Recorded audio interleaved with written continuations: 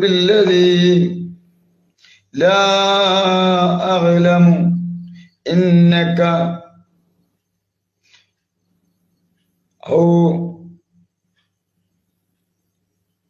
أو علانية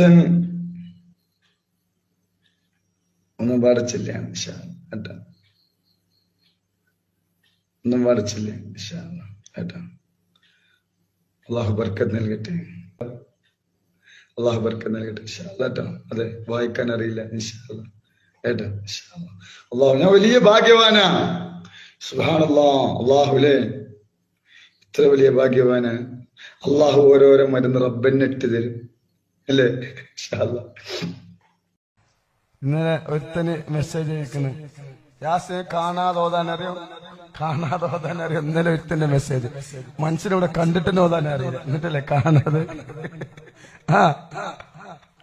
കണ്ടിട്ട് ശരിക്കും ഓതാനില്ല അല്ലേ? അപ്പൊ ഒരു സംശയം ചോദിക്കുവാണ്. അപ്പൊ കേരളത്തിൽ ഇറങ്ങിയിരിക്കുന്ന ഖുർആൻ പരിഭാഷകൾ അത് നമ്മൾ കണ്ടിട്ടില്ല. നമ്മൾ ഖുർആൻ പരിഭാഷ ഒഴിഞ്ഞു മാറരുത്. ഞങ്ങൾ പഠിക്കാൻ ഒഴിഞ്ഞു മാറാൻ തന്നെ പറഞ്ഞു മനസ്സിലാക്കി പഠിക്കാൻ വേണ്ടിയാണ് ഇവിടെ വന്നിരിക്കുന്നത്. അത് പഠിക്കാനല്ലേ സുഹൃത്തെ പറഞ്ഞു തരുന്നത്. ഖുർആൻ പരിഭാഷയുടെ ഒരു പരിഭാഷയുടെയും വക്താവല്ല ഞാൻ. അപ്പൊ എന്നോട് ചോദിക്കുമ്പോൾ നിങ്ങൾ ഖുർആൻ പരിഭാഷ ചോദിച്ചിട്ട് കാര്യമല്ല. ഖുർആൻ പരിഭാഷ എന്ന് പറയുന്നത് നേരിട്ട് അതിന്റെ അർത്ഥം പഠിച്ചാൽ പിഴച്ചു പോകും നിങ്ങളെപ്പോലുള്ളവർ എന്ന് വിശ്വസിക്കുന്ന ആളാ ഞാന്. അങ്ങനത്തെ എന്നോട് ചോദിക്കുമ്പോൾ ഞാനതാ പറയാ. മനസ്സിലായോ നിങ്ങൾക്ക്? അപ്പൊ I think Islam is a lie, because that's something I used to say. Islam is a lie, the Quran is boring. I put all the books away. I put the books on the highest shelf, but there were so many books that a lot of books fell off the shelf. And one of the books that fell off the shelf was the Quran. And when I picked it up, my hand was on a page with Surah 22, Ayat 46. And it says, it's not the eyes that are blind, but the hearts.